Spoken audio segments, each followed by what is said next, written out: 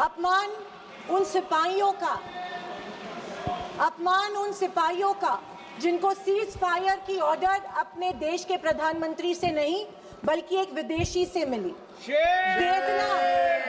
वेदना उन परिवारों की जिन्होंने पहलगाम के आतंकी हमले में अपने परिजनों को खो दिया, और क्रोध इस सरकार पर जो आज तक पहलगाम के आतंकी हमलावरों को न पकड़ पाई है और ना ही उनकी कुछ सुराग ढूंढ पाई है।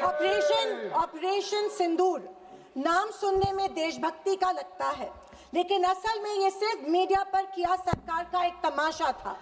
कोई नहीं बता रहा है कि इस ऑपरेशन में हासिल क्या हुआ, कितने आतंकी पकड़े गए, हमारे कितने फाइटर जेट्स गिराए गए, कौन जिम्मेदार है, कौन किसकी गलती है। इसका हिसाब देने का दायित्व इस सरकार का है, मगर देश में सवाल पूछने पर ही पाबंदी है, क्योंकि ये सरकार सवाल सुनना ही नहीं चाहती है, बल्कि ये सरकार जवाबदेही से ही भागती है। अध्यक्ष महोदय, आज की परिस्थितियों को देख मुझे रोम में बने कॉलिसियम की याद आती है। विश्व की सबसे अविस्मरणीय और पुरानी इमारतों में एक है। रोम में बनी कॉलिसियम मनुष्य की कल्पकता और निर्माण क्षमता का एक अभूतपूर्व मिसाल है, पर इसके अलावा वो एक गंदे और घिनौनी राजनीति का भी प्रतीक है। कहा जाता है कि इसका निर्माण उस समय की जनता को खेल और मनोरंजन में उलझाए रखने के लिए किया गया था, ताकि जनता का मूल मुद्दों पर से ध्यान भटक जाए। कुछ ऐसा ही आज हमारे देश की सरकार करती प्रतीत हो रही है। पर अब खेल और मनोरंजन ही काफी नहीं है। किसी महत्वपूर्ण इलेक्शन के पहले आतंकी हमला और फिर सरकार की जवाबी कार्रवाई।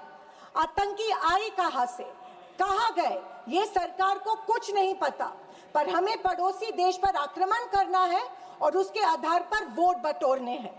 पहलगाम के आतंकी हमले में मारे गए बेगुनाहों की अभी चिता भी ठंडी नहीं हुई थी कि देश के प्रधानमंत्री बिहार में चुनावी रैली संबोधित करने गए। कोई जिए कोई मरे, इनको कुछ फर्क नहीं पड़ता। ये 24/7 चुनावी मोड में रहते हैं।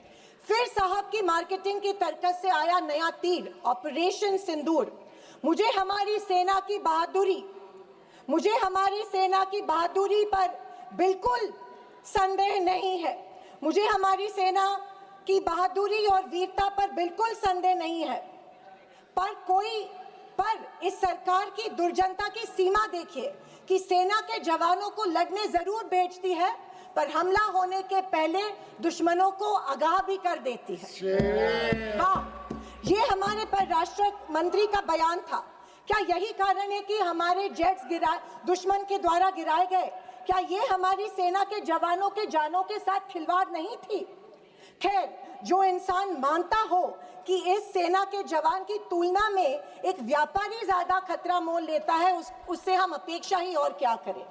ये मूर्खता है या फिर देशवासियों को मूर्ख बनाया जा रहा है? ऑपरेशन सिंदूर से देश को क्या हासिल हुआ? अमेरिका के दबाव में किया गया एक शर्मनाक सीज फायर। फॉरेन पॉलिसी ऐसी कि मित्र देशों ने आतंकवाद की निंदा तो की, पर पाकिस्तान की नहीं। स्पीकर मैडम, प्रधानमंत्री कहते हैं कि ऑपरेशन सिंदूर का जश्न मनाने का पर्व है। किस बात का जश्न मनाए प्रधानमंत्री जी? हमले के पहले आपके विदेश मंत्री दुश्मन को हमले की पूर्व सूचना देते, उसका जश्न मनाए? इसी का असर ये था कि हमारे जेट्स गिराए गए, क्या इसका जश्न मनाए? या फाइटर जेट जो क्षतिग्रस्त हुए हैं उनके पायलट्स का क्या हुआ? इस देश को अभी तक उसकी जानकारी नहीं है, क्या उसका जश्न मनाए? सीज फायर का ऐलान इनके कथित मित्र ट्रंप करते हैं, इससे जो हमारी देश की तीनों सेनाओं का मानसिक खच्चीकरण हुआ, क्या उसका जश्न मनाए? और तो और पहलगाम के आतंकियों को कोई सुराग नहीं, क्या इसका जश्न मनाए? इंटरनेशनल कम्युनिटी में भारत की छवि इतनी कमजोर अब तक कभी नहीं हुई थी। हर चीज को इवेंट मत बनाइए मोदी जी। अपने मन की बात छोड़कर देशवासियों को की सवाल का जवाब देने की भी हिम्मत दिखाइए। याद आती है जब इंदिरा गांधी जी के सामने पाकिस्तान सरेंडर हुआ था और एक हार्ड लाइनर निक्सन जैसे को भी इंदिरा गांधी की बात सुननी पड़ी। और विदेशी नीति की तो हालत और भी शर्मनाक है। हमारे पड़ोसी नेपाल, बांग्लादेश और श्रीलंका, जो कभी भारत के सबसे करीब थे, आज हमारी पीठ पीछे चीन से हाथ मिला रहे हैं। एक समय था जब भारत के पास नेबरहुड फर्स्ट की नीति थी और आज हमारे पड़ोसी हमें लास्ट प्रायोरिटी मानते हैं। स्पीकर मैडम, विदेश जाकर इंडियन डायस्पोरा के साथ तस्वीर खिंचवाना ही विदेश नीति बन गई है। अब ये सरकार प्रश्न पत्र भी खुद बनाती है और उत्तर भी खुद तय करती है। जनता से कोई संवाद नहीं, पार्लियामेंट में कोई ट्रांसपेरेंसी नहीं। ये सरकार केवल प्रचार की मशीन बनकर काम कर रही है। पहलगांव के शहीदों के परिवारों को जवाब कौन देगा? सरकार की कूटनीति की असफलताओं को जवाब कौन देगा? चीन की बढ़ती घुसपैठ और पड़ोसी देशों की बेरुखी का जवाब कौन देगा? अगर सरकार जवाब नहीं देती है तो सरकार को सत्ता में बने रखने का कोई अधिकार नहीं है। विपक्ष का हर सांसद